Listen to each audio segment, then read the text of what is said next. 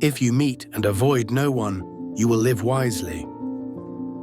Seneca, you think people avoid you because there is something wrong with you, something broken, unworthy, unlikable. You replay conversations, analyze every word you said, every expression, every silence, trying to find the exact moment you pushed them away. But the truth is sharper and far more complex. People avoid you not because you are flawed, but because human beings instinctively move away from whatever makes their emotional world feel heavier, more chaotic, more uncomfortable, or more uncertain. People avoid you for reasons that often have nothing to do with your value, but everything to do with their reactions, their fears, their expectations, their limitations, and their own unresolved issues. Yet you blame yourself, not realizing that avoidance is rarely personal. It is protective. And often it has more to do with the other person than with you. Still, there are patterns. And if you're brave enough, you can look at them without collapsing into shame. Because avoidance is information, not a verdict. So why do people avoid you? Sometimes people avoid you because your presence reflects parts of themselves they don't want to face. Maybe your honesty reveals their dishonesty. Maybe your ambition exposes their laziness. Maybe your emotional intensity highlights their emotional numbness. Maybe your questions dig into places they avoid. People avoid what threatens their self-image, even if the threat is simply your authenticity. People avoid you if you make them aware of their own emptiness. This is not your failing. This is fear disguised as distance. But sometimes, and this is harder to admit, people avoid you because your energy feels heavy.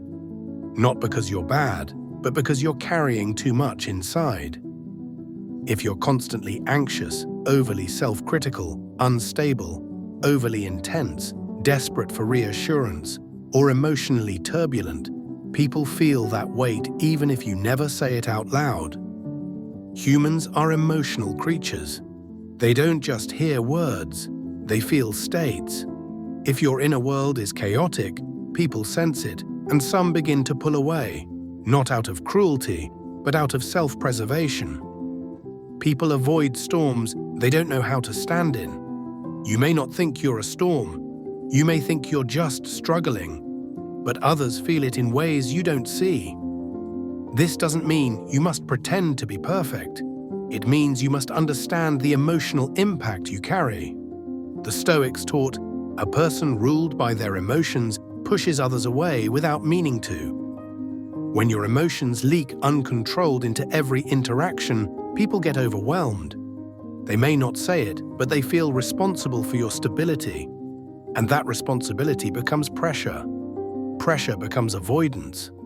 Another reason, people avoid you if you are consistently negative, pessimistic, or always complaining. You may think you're venting, sharing your pain, being honest. But to others, it feels draining. They start to associate your presence with emotional fatigue. And humans naturally avoid fatigue. It doesn't matter how kind, smart, loyal, or well-intentioned you are. If your presence feels heavy, people will subconsciously begin to step back. Not because they dislike you, but because they are trying to protect their limited emotional energy. Another reason people avoid you is unpredictability. If your moods swing, if you take everything personally, if you react strongly to small things, or if you make others feel like they're constantly walking on eggshells, people begin distancing themselves to avoid emotional explosions.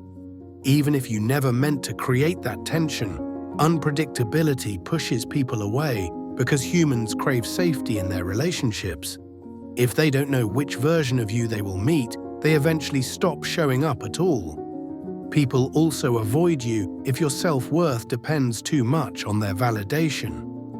If you constantly seek reassurance, approval, attention, or closeness in ways that feel consuming, others sense that emotional hunger. And emotional hunger is heavy.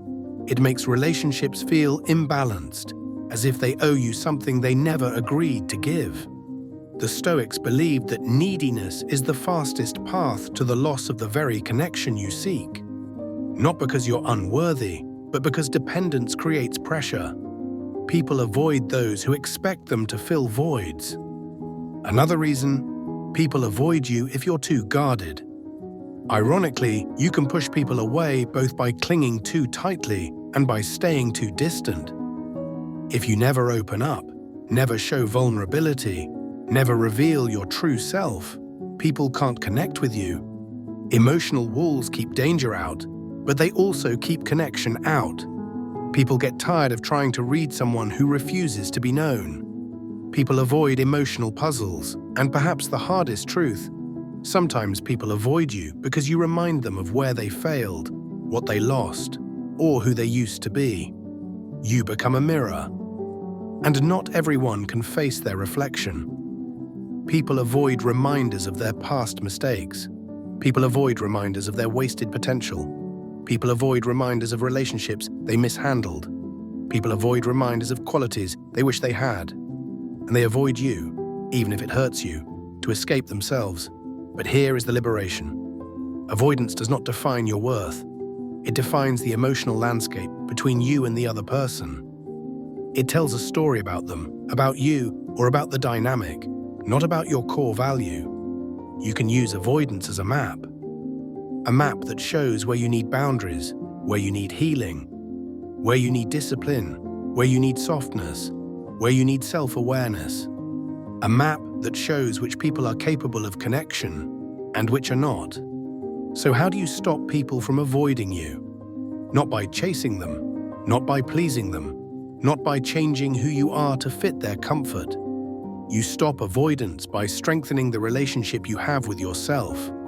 People stop avoiding you when your emotional energy becomes calm instead of chaotic, when you speak honestly but without heaviness, when you take responsibility for your emotions instead of letting them spill onto others, when you build confidence instead of seeking validation, when you reduce neediness by increasing self-reliance, when you stop oversharing pain and begin healing it, when you replace emotional volatility with emotional stability, when you replace desperate attachment with healthy independence, when you replace self-criticism with self-respect, when you replace bitterness with clarity, when you replace pressure with space, and finally, when you stop avoiding yourself.